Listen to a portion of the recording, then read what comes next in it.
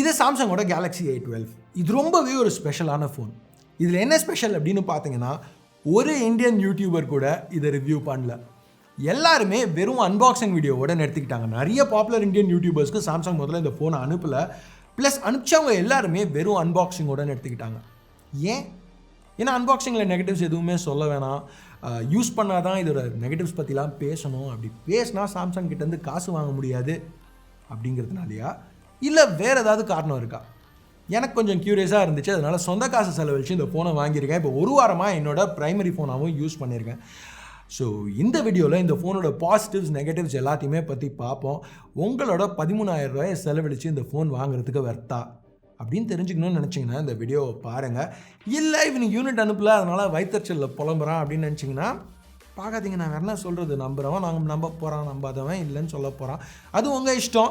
என்னால் முடிஞ்சது என்னோடய வியூவர்ஸ்க்கு நேர்மையாக என்னோடய ஆக்சுவலான ஃபீலிங்கை உங்களுக்கு கன்வே பண்ண போகிறேன். இந்த ஃபோனை நான் யூஸ் பண்ணதில் என்னோடய எக்ஸ்பீரியன்ஸ் எப்படி இருந்துச்சு இந்த வீடியோவில் என்னால் முடிஞ்ச அளவு ஃபேராக சொல்கிறேன். என் பேர் ஆஷ், நீங்கள் பார்த்துட்டு இருக்கிறது C4 Tech தமிழ். சாம்சங் கிட்டேருந்து காசு வாங்காத ஒரு சேனலோட வீடியோ பாப்புலராக இருக்கணும்னு நினச்சிங்கன்னா இந்த வீடியோ கொஞ்சம் ஷேர் பண்ணுங்கள். முடிஞ்சால் லைக், சப்ஸ்கிரைப் எல்லாம் என்ன பண்ணணும்னு உங்களுக்கே தெரியும். ஸோ இப்போ நம்ம ரிவ்யூக்கு போவோம். ஸோ முதல்ல ஒரு பாசிட்டிவ்லேருந்து ஆரம்பிக்கலாம். இப்போ இந்த A12ல் சில விஷயங்கள் நல்லா தான் இருக்குது. முதல்ல பில்ட். 13,000 ரூபா பட்ஜெட்டில் எந்த பிராண்டாக இருந்தாலும் இப்போ பிளாஸ்டிக் தான் கொடுக்க போகிறாங்க. ஒரு சில வருஷம் முன்னாடி பார்த்தீங்கன்னா மெட்டல், சில பிராண்ட்ஸ் கிளாஸ் கூட 10,000 ரூபாய்க்கு கொடுத்துட்டு இருந்தாங்க. பட் இப்போலாம் கிட்டத்தட்ட வருஷம் ஆக ஆக டெக்னாலஜி பெட்டரானும் நம்மளுக்கு எல்லாமே இன்னும் கொஞ்சம் பெட்டராக கிடைக்கணும். பட் பிராண்ட்ஸ் எல்லோரும் ஒன்றா சேர்ந்து திருப்பி பிளாஸ்டிக்கு போயிட்டாங்க. ஸோ பிளாஸ்டிக்கை ஒரு குறையாக பார்க்க முடியாது. இன்ஃபேக்ட் பிளாஸ்டிக் பில்ஸில் இது ஒரு பெஸ்ட் பில்டுன்னு சொல்லலாம். ஏன்னா இது க்ளாஸி பேக் கிடையாது. ஸோ ஃபிங்கர் பிரிண்ட்ஸ்லாம் ஈஸியாக பிக்கப் ஆகல. ஒரு மேட் ஃபினிஷ் கொடுத்துருக்காங்க. அது போக சின்ன சின்ன ரிட்ஜஸ், ஒரு பேட்டர்ன் இருக்குது. ஸோ கையில் பிடிக்கல ஒரு ப்ரீமியம் ஃபீல், பிளாஸ்டிக்கை வச்சு எவ்வளோ ப்ரீமியம் ஃபீல் கிடைக்க முடியுமோ அந்த மாதிரி இருக்குது. பில்ட் நல்லா தான் பண்ணியிருக்காங்க. இதில் சின்ன சின்ன ரிட்ஜஸ் இருக்கிறதுனால அழுக்கெலாம் எதுவும் அதில் மாட்டல. அந்தளவுக்கு டீப்பான ரிட்ஜஸும் கிடையாது. ஸோ இன்ஹேண்ட் ஃபீல் நல்லா தான் இருக்குது. பின்னாடி இந்த கேமரா அரேயும் நல்லா கொடுத்துருக்காங்க. அது மட்டும் இல்லை, ஃபங்க்ஷனலாகவும் இருக்குது. அதாவது இப்போ நீங்கள் ஒரு சர்ஃபேஸில் வச்சு இந்த ஃபோனை யூஸ் பண்ணிங்கன்னா இது ஒரு கேமரா பம்ப் தான், பட் ரொம்ப ப்ராமினெண்ட்டாக இல்லாததுனால ஒரு வாப்லிங் எதுவும் இல்லை. ஈஸியாக ஒரு டெஸ்கில் வச்சு யூஸ் பண்ண முடிஞ்சது. ப்ளஸ் பிளாஸ்டிக் யூஸ் பண்ணியிருக்கிறதுனால வெயிட்டும் கொஞ்சம் கண்ட்ரோலில் வச்சுருக்காங்க. அதுக்காக இது லைட்டான ஃபோன்லாம் கிடையாது. 205 கிராம் வெயிட், பட் ஈவனாக ஸ்ப்ரெட் பண்ணியிருக்காங்க. ப்ளஸ் 5000 mAh பேட்டரி இருக்கிறதுனால வெயிட் ஓகேன்னு சொல்லுவேன். திக்னஸும் 9 மில்லிமீட்டருக்கு கம்மியாக எடுத்துகிட்டு வந்திருக்காங்க. அது மட்டும் இல்லாமல் headphone jack, dedicated micro SD slot இதெல்லாம் இன்க்ளூட் பண்ணியிருக்காங்க. செகண்டரி நாய்ஸ் கேன்சலிங் மைக்ரோஃபோனும் இந்த ஃபோனில் இருக்குது. சில சாம்சங் பட்ஜெட் ஃபோன்ஸில் அதை யூஸ்வலாக கட் பண்ணுவாங்க, பட் இங்கே பண்ணல. அடுத்த பாசிட்டிவ், 15 வாட் சார்ஜர் பாக்ஸில் இன்க்ளூட் பண்ணியிருக்காங்க. இங்கே 15 வாட் சார்ஜருங்கிறது பாசிட்டிவ் கிடையாது. ஏன்னா என்னதான் சாம்சங் இதை ஃபாஸ்ட் சார்ஜர்னு சொன்னாலும் அரை மணி நேரத்தில் வெறும் 20% தான் சார்ஜ் பண்ணுது. ஃபுல் சார்ஜ் 0 to 100 போகிறதுக்கு 3 மணி நேரம் ஆகுது. பட் ஆனாலும் இது ஏன் நான் பாசிட்டிவ்னு சொல்கிறேன், ஏன்னா நீங்கள் 1.5 லட்ச ரூபா ஃபோன்லாம் சார்ஜர் இல்லாமல் வருது. ஸோ அப்படி இருக்கையில் இவங்க அட்லீஸ்ட் பாக்ஸில் ஒரு சார்ஜர் கொடுத்துருக்காங்க இந்த ஃபோனுக்கு. ஸோ அதை நம்ம நெகட்டிவாக பார்க்க முடியாது. ஸோ அது கண்டிப்பாக ஒரு பாசிட்டிவ் தான். பேட்ரி லைஃப் ஒரு மேஜர் பாசிட்டிவ். நான் யூஸ் பண்ண ஒரு நாளும் நாள் முடியலை எனக்கு 40% 50% பேட்ரி பாக்கி இருந்துச்சு. அஃப்கோர்ஸ் இந்த ஃபோனோட பெர்ஃபார்மன்ஸ்னால நம்ம மற்ற ஃபோன்ஸை யூஸ் பண்ண அளவுக்கு என்னால் இதை யூஸ் பண்ண முடியல. பட் பெர்ஃபார்மன்ஸ் அதுக்கு வருவோம். இப்போதைக்கு பேட்ரி லைஃப் நீங்கள் ஹெவியாக யூஸ் பண்ணிங்கன்னா கூட இந்த ஃபோனை ஹெவியாக யூஸ் பண்ண ட்ரை பண்ணால் உங்களுக்கு, பட் ஸ்டில் எப்படியாவது ஹெவியாக யூஸ் பண்ணிட்டீங்கன்னா ஈஸியாக உங்களுக்கு 30% பேட்டரி நிற்கும் நாள் முடியலை. பேட்டரி லைஃப் தாறுமாறாக இருக்குது. அடுத்து எதெல்லாம் கொஞ்சம் பெட்டராக இருந்துருந்தால் நல்லா இருந்திருக்கும் அப்படிங்கிற கேட்டகரிக்கு போவோம். முதல்ல இந்த 6.5 இன்ச் டிஸ்பிளே. ஸோ இது போன ஜென்ரேஷன், அதாவது கேலக்ஸி A11ஓட கொஞ்சம் பெரிய பேனல். அதில் 6.4 இன்ச் 19.5/9 பேனல் இருந்துச்சு. இதில் 20/9 6.5 inch panel. So aspect ratio மாறினதுனால ஃபோன் இன்னும் கொஞ்சம் நேரோவாக இருக்குது. ஸோ ஒரு கையில் பிடிச்சி யூஸ் பண்ணுறதுக்கு கொஞ்சம் வசதியாக இருக்குது. ஸ்க்ரீன் டு பாடி ரேஷியோவும் இங்கே இன்க்ரீஸ் பண்ணியிருக்காங்க. இது ஒரு PLS LCD பேனல். இப்போது நிறைய பேர் பார்த்தீங்கன்னா வெறும் வீடியோவில் இது Infinity V அப்படின்னு சொல்லிட்டு விட்டுருவாங்க. PLS LCDன்னு கூட சொல்ல மாட்டாங்க. ஏன்னா சாம்சங்க்கு ஜென்ரலாக அவங்க LCD பேனல்ஸ் யூஸ் பண்ணல, அதை பற்றி பேசுகிறது பிடிக்காது. அதனால தான் அவங்க LCDயாக இருந்தாலும் சரி, AMOLEDாக இருந்தாலும் சரி, எல்லாத்தையுமே வெறும் Infinity V, Infinity O அப்படி தான் சொல்கிறாங்க. ஸோ இது கொஞ்சம் ஒரு கேவலமான விஷயந்தான். மிஸ்லீட் பண்ணி ஃபோனை விற்க பார்க்குறாங்க. நம்ம எல்லோரும் பண்ணுற மாதிரி நம்மளும் பண்ணி இங்கே வெறும் Infinity V அப்படின்னு சொல்லிட்டு போனால் நம்மளுக்கும் மற்றவங்களுக்கும் என்ன வித்தியாசம்?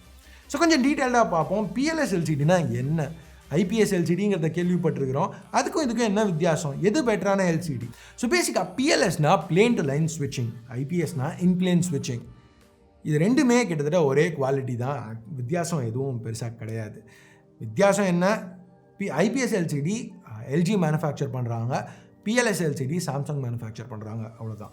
இப்போ ஓலெடும் கியூலெடும் திருப்பி சாம்சங்கும் எல்ஜியும் சாம்சங்கும் மேனுஃபேக்சர் பண்ணுற டிவிஸ், அதில் பார்த்தீங்கன்னா ஓலெடோட குவாலிட்டி ரொம்பவே அதிகமாக இருக்கும். ஸோ எல்ஜியோட டிவிஸ் சாம்சங்கோட கியூலெட்ஸோட பெட்டராக இருக்கும் டிஸ்பிளே குவாலிட்டின்னு வரையில். இங்கே அந்த மாதிரிலாம் எதுவும் கிடையாது. எல்ஜியோட ஐபிஎஸும் சரி சாம்சங்கோட பிஎல்எஸும் சரி ஏறக்குறைய ஒரே மாதிரி தான் இருக்குது பர்ஃபார்மன்ஸ். டிஸ்பிளேயில் இது ஒரு பிஎல்எஸ் பேனலுங்கிறதுனால இது அந்த அளவுக்கு குவாலிட்டி இல்லைன்னா எதுவும் சொல்ல முடியாது. ஐபிஎஸ் பேனலுக்கு ஈக்குவலான குவாலிட்டி இங்கே இருக்குது. அஃப்கோர்ஸ் AMOLED கிடையாது, பட் ஒரு தரமான எல்சிடி பேனல்னு சொல்லலாம். இங்கே பிஎல்எஸ் சாம்சங் யூஸ் பண்ணுறதுக்கு காரணம் அது அவங்களோட சொந்த மேனுஃபேக்சரிங். ஸோ ப்ராஃபிட் மார்ஜின்ஸ் அவங்களுக்கு கொஞ்சம் எக்ஸ்ட்ராவாக கிடைக்குது அது யூஸ் பண்ணல. ஸோ இது ஒரு 6.5 இன்ச் பேனல், 60 ஹெர்ட்ஸ் ரெஃப்ரெஷ் தான். ரெசல்யூஷன் வெறும் HD+ தான் கொடுத்துருக்காங்க, பட் கலர்ஸ் நல்லா தான் இருக்குது. பிரைட்னஸ் கிட்டத்தட்ட 350 நிட்ஸ் இருக்குது. ஸோ இது ஒரு பட்ஜெட் ஃபோனுக்கு ஓகேன்னு சொல்லலாம். சூப்பராக இருக்குன்னுலாம் சொல்ல முடியாது, பட் Realme 6 அளவுக்கு மோசமாக இருக்கணும் கிடையாது. ஸோ ஓரளவுக்கு டீசெண்டான டிஸ்பிளே. வைட் L1 சப்போர்ட் கொடுத்துருக்காங்க. ஸோ HD வீடியோஸ் பார்க்கலாம். இந்த பாட்டம் ஃபயரிங் சிங்கிள் ஸ்பீக்கர்லேருந்து வர ஆடியோ கொஞ்சம் சைலண்ட்டாக தான் இருந்துச்சு. இன்னும் கொஞ்சம் பெட்டராக இருந்திருந்தால் நல்லா இருந்திருக்கும். ஏன்னா இந்த செக்மெண்ட்டில் நான் இது வரைக்கும் டெஸ்ட் பண்ண எல்லா ஃபோன்ஸுமே அதில் ஸ்பீக்கர்ஸ் இதோட லவுடாக இருந்தது. ஸோ நீங்களே பாருங்கள், இது Nokia 5.4ஓட சைட் பை சைட்.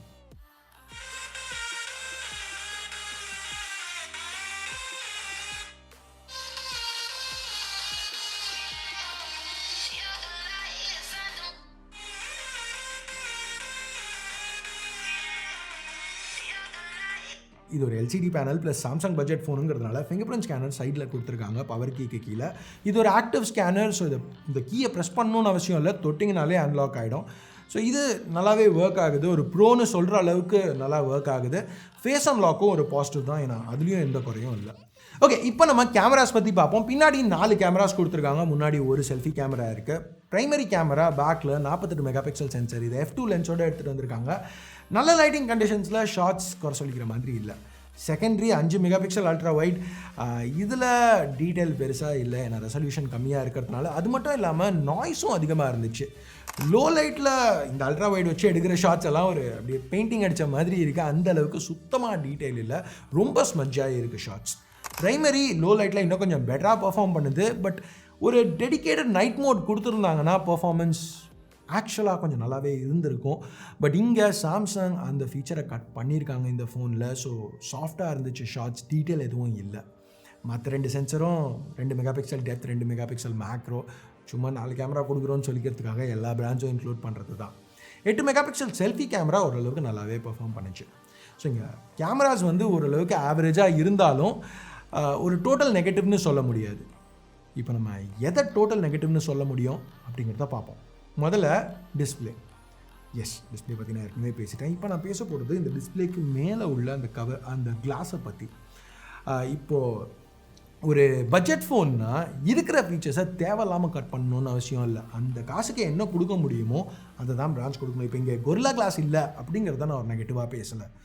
ஆனால் ஓடியோஃபோபிக் கோட்டிங், அதாவது ஃபிங்கர் பிரிண்ட்ஸ் என்ன சொல்கிறது, ஃபிங்கர் பிரிண்ட்ஸ் தெரியாமல் இருக்கணுங்கிறதுக்கு ஒரு கோட்டிங் கொடுப்பாங்க எல்லா ஃபோன்ஸ்லேயுமே. இப்போ 6000 ரூபா 7000 ரூபா ஃபோன்ஸில் கூட, ஒரு மொக்க பிராண்ட்ஸ் கிட்டேருந்து வர ஃபோன்ஸில் கூட இந்த ஓலியோஃபோபிக் கோட்டிங் இருக்கும். பட் சாம்சங் இந்த ஃபோனில் அதை கட் பண்ணியிருக்காங்க. ஏன் தம்பி, நீ கம்மியான காசுக்கு வாங்குற, அதனால நம்ம மொக்கையாக தான் இருக்கும், வேணும்னா இன்னும் அதிகமான காசு கொடுத்து வாங்கு அப்படிங்கிற ஒரு மென்டாலிட்டி தான் எப்போவுமே சாம்சங்க்கு இருந்திருக்கு. சில வருஷம் முன்னாடி அந்த ஆட்டோ பிரைட்னஸ் சென்சர், அதோட விலை 50 சென்ட்ஸ், அதாவது 35 ரூபா பர் ஃபோன். அதுதான் ஒரு ஆட்டோ பிரைட்னஸ் சென்சரோட விலை. அதை கூட ஒரு ஃபோன்லேயும் அவங்க பட்ஜெட் ஃபோன்ஸில் கட் பண்ணிகிட்டு இருந்தாங்க. ஹாப்டிக் ஃபீட்பேக் சென்சர் உள்ளே இருந்தாலும் அந்த வைப்ரேஷனை கீபோர்டில் கொடுக்க மாட்டாங்க பட்ஜெட் ஃபோன்ஸில். ஏன்னா நீ பட்ஜெட் ஃபோன் யூஸ் பண்ணுறேன்னு உனக்கு தெரியணும் அப்படிங்கிற ஒரு மென்டாலிட்டி. இங்கேயும் அதே மாதிரி தான். ஓலியோஃபோபிக் கோட்டிங்கிறது ரொம்ப விலை அதிகமான ஒரு விஷயம் கிடையாது. பட் இங்கே அது இல்லாததுனால இந்த டிஸ்பிளே ஆக்சுவலாக அது எந்த குவாலிட்டி இருக்கோ அந்த அளவுக்கு நம்மளுக்கு ஒரு ஃபீல் இல்லை. எக்கச்சக்கமான ஃபிங்கர் பிரிண்ட்ஸ் ஈஸியாக பிக்கப் பண்ணுது. எத்தனை தடவை தொடச்சாலும் அந்த ஃபிங்கர் பிரிண்ட்ஸ் எப்போவுமே இந்த டிஸ்பிளேயில் இருக்க தான் செய்யுது.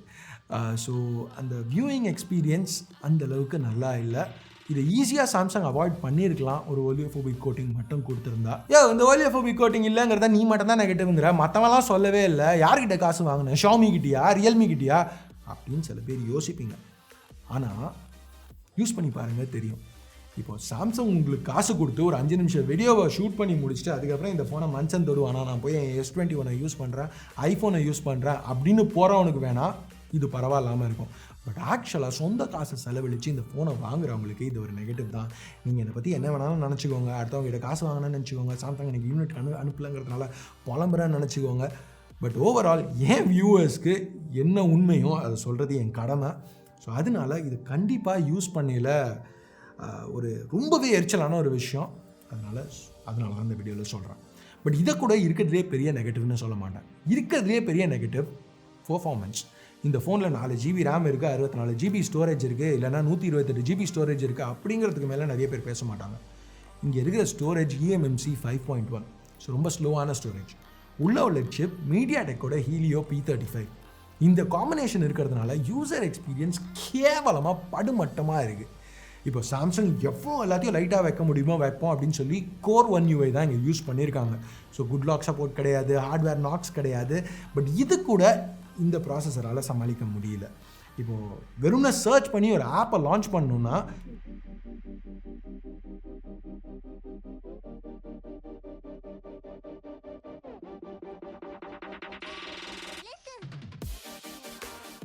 நீங்கள் பார்த்துட்டு இருக்கிறது ரியல் டைமில் ஷூட் பண்ணது.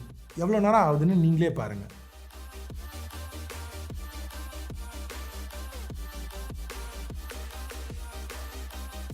இப்போ அமேசான் லான்ச் பண்ணுவோம், எவ்வளோ நேரம் ஆகுது.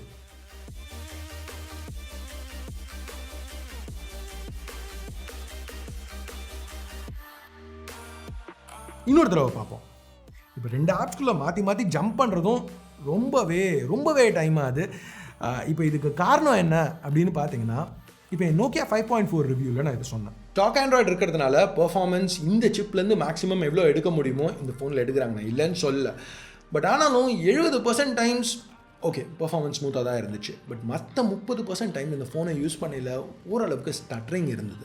இப்போ நோக்கியா மட்டும் இல்லை, மோட்ரோலாவும் சரி, நிறைய பிராண்ட் Snapdragon 662 யூஸ் பண்ணுறதுக்கு நான் உங்களுக்கு கிரிட்டிசைஸ் பண்ணியிருக்கேன். இதில் உள்ள சிப் அந்த Snapdragon 662ஓட பாதி பர்ஃபார்மன்ஸ் தான் இது கொடுக்குது. சிங்கிள் கோர்னு வரையில் எக்ஸாக்டாக ஹாஃப் பர்ஃபார்மன்ஸ், மல்டி கோர்னு வரையில் கிட்டத்தட்ட 65% பர்ஃபார்மன்ஸ். இப்போ ஒரு காம்பவுண்ட் பெஞ்ச் மார்க், இப்போ AnTuTu மாதிரி ஒரு பெஞ்ச் மார்க் எடுத்துக்கிட்டிங்கன்னா கூட கிட்டத்தட்ட 60% தான் ஒரு Snapdragon 662ஓட ஸ்கோர்ஸ் இதில் கிடைக்குது. கடைசியாக AnTuTuல கிட்டத்தட்ட 1 லட்சம் ஸ்கோர் பண்ணுற ஃபோனை நான் பார்த்து எத்தனை வருஷம் அதுன்னு எனக்கு தெரில. அந்த அளவுக்கு கேவலமான பர்ஃபார்மன்ஸ் கொடுத்துருக்காங்க. இப்போ Snapdragon 662ஓட வர ஃபோன்ஸ் எடுத்துக்கிட்டிங்கன்னா ப்ரைஸிங் போக்கோ M3 11,000 ஸ்டார்ட் ஆகுது, Redmi 9 power 10,500 Realme 7i 12,000, Nokia 5.4 14,000, Moto G9 power 12,000. எல்லாமே சைனா பிராண்டு தான். சும்மா சைனா பிராண்டுகிட்ட காசு வாங்கிட்டு என்ன பண்ணிக்கிற அப்படின்னு யோசிக்கிறவங்களுக்கு நோக்கியா சைனீஸ் பிராண்ட் கிடையாது. நோக்கியா ஒரு ஃபினிஷ் பிராண்ட். ஸோ நோக்கியா 5.4 ஒரு ஆப்ஷன் தான். இதோட 1000 அதிகம், பட் எல்லா ஃபீச்சர்ஸுமே அதில் பெட்டராக இருக்குது. ஸோ இப்போ நான் சொன்னது எல்லாமே வெறும் Snapdragon 662 மட்டும்தான். Snapdragon 720G இருக்கிற ஃபோன்ஸ், இல்லை ஹீலியோ G சீரிஸ் உள்ள ஃபோன்ஸ், இதெல்லாம் பார்த்தீங்கன்னா இன்னும் நிறையவே ஆப்ஷன்ஸ் இருக்குது. எல்லாமே இந்த ஃபோனோட பர்ஃபார்மன்ஸ் எல்லாத்துலேயுமே ரொம்ப பெட்டராக இருக்குது. ஸோ A12 சாம்சங் கிட்டேருந்து ரொம்பவே ஒரு முக்கியமான ஆப்ஷன். இப்போ ஏன் யூடியூபர்ஸ் யாருக்கெல்லாம் இவங்க ஃபோன் அனுப்பிச்சாங்களோ, யாருக்கெல்லாம் காசு கொடுத்தாங்களோ அவங்க எல்லாரையும் ஏன் இதை ரிவ்யூ பண்ணக்கூடாதுன்னு சொன்னாங்க, ஏன் எல்லோரும் வெறும் அன்பாக்சிங் மட்டும்தான் பண்ணியிருக்காங்க அப்படிங்கிறதுக்கு காரணம் தெரிஞ்சிச்சு. இப்போ நீங்கள் யோசிக்கலாம், யாராவது அப்படிலாம் பண்ணால் கமெண்ட்ஸில் நாங்கள் வச்சு செஞ்சுருவோம்ல, என்ன இந்த மாதிரி மொக்க ஃபோனை இப்படி ரிவ்யூ பண்ணிக்கிற அப்படின்னு கேட்டுருவோம்ல அப்படின்னு நினைக்கிறவங்களுக்கு இதுக்காக தான் அப்படிக்கா லைட்டாக தாடியை வளர்த்துன்னு நிறைய பேர் கிவ் அவே அப்படின்னு போட்டுடுறாங்க. ஸோ கமெண்ட்ஸில் பார்த்தீங்கன்னா இந்த ஃபோனோட பர்ஃபார்மன்ஸ் பற்றி பேசுகிறவங்க கமெண்ட் எதுவுமே அங்கே இருக்காது. என்ட்ரி டன், எனக்கு இந்த ஃபோன் வேணும், இந்த காரணத்துக்காக ஃபோனை கொடு அப்படிங்கிற கமெண்ட்ஸ் மட்டும்தான் இருக்கும். அதுக்காக தான் சாம்சங் இந்த மாதிரி ஃபோன்ஸ் எல்லாத்துக்குமே ஒரு கிவ் அவே வேறு சேர்த்து கொடுத்துட்றாங்க. ஸோ பேசிக்காக உங்களுக்கு உங்கள் காசை சும்மா தூக்கி போடணும் அப்படின்னு நினச்சிங்கன்னா, இல்லை சாம்சங்கு நம்ம காசு கொடுப்போம் அப்போ தான் ஏதாவது ஒரு தாடிக்காரனுக்கு காசை கொடுத்து ஒரு லாம்பார்கினி, பார்ஷா, இல்லை ஃபெராரி எதையாவது ஓட்டி ஒரு ப்ரமோஷன் வீடியோ பண்ண வைப்பாங்க, அதுக்கு நான் காசு கொடுக்க போகிறேன், எனக்கு ரொம்ப பிடிச்சிது அப்படின்னு நினச்சிங்கன்னா இந்த மாதிரி இன்னும் போர்ஷா ஃபெராரி வீடியோலாம் நிறைய பார்க்கணுன்னு நினச்சிங்கன்னா மேபி இந்த ஃபோனை வாங்குங்க. உங்களை வச்சு செய்கிறாங்கன்னு தெரிஞ்சுனே வாங்குங்க, தப்பே கிடையாது. இல்லை கொஞ்சம் யூஸ் பண்ண போகிறோம், இந்த அளவுக்கு ஒரு கேவலமான ஃபோனை நான் சம்பாதிச்ச காசை வச்சு நான் வாங்க மாட்டேன் அப்படின்னு நினச்சிங்கன்னா தயவு செஞ்சு வாங்காதீங்க. நீங்கள் வாங்கக்கூடாதுங்கிறதுக்காக தான் நான் வாங்கினேன். இதுக்கு மேலே நான் சொல்கிறதுக்கு ஒன்றும் இல்லை. வீடியோ 4 பேர் பார்க்கணும் தெரிஞ்சுக்கணும் அப்படின்னு நினச்சிங்கன்னா ஷேர் பண்ணுங்கள். திருப்பியும் இல்லை நான் சொல்கிறதோட நீங்கள் அக்ரி பண்ணலன்னா ஏன் நீங்கள் ஒத்துக்க மாட்டேங்கிறீங்க, என்ன நான் தப்பாக சொல்லிட்டேன் அப்படின்னு நினைக்கிறீங்க கீழே கமெண்ட்ஸில் சொல்லுங்கள். ஸோ அவ்வளோதான் இந்த ரிவ்யூவுக்கு. பிடிச்சிருக்கு பிடிக்கல என்ன நினைக்கிறீங்களோ அதை பேஸ் பண்ணி சப்ஸ்கிரைப் பண்ணலன்னா சப்ஸ்கிரைப் பட்டன் ஏற்கனவே சப்ஸ்கிரைப் பண்ணியிருந்தீங்கன்னா பக்கத்தில் உள்ள பெல் ஐக்கான் இதெல்லாம் ப்ரெஸ் பண்ணுங்க. அப்போ தான் போடுற வீடியோஸ் நீங்கள் மிஸ் பண்ணாமல் பார்க்க முடியும். அடுத்த வீடியோவில் உங்களுக்கு திருப்பி சந்திக்கிற வரைக்கும் என் பேர் ஆஷ். நீங்கள் பார்த்துட்டு இருக்கிறது C4E Tech Tamil. Have a nice day. Bye. So இப்போ என் பேர் ஆஷ், நீங்கள் பார்த்துட்டு இருக்கிறது C4E Tech தமிழ். இந்த வீடியோ பிடிச்சிருந்துச்சுன்னா என்ன பண்ணணும்னு உங்கள்கிட்ட ஏற்கனவே சொன்னதே திருப்பி சொல்கிறேங்க. நான் ஒரு மொக்க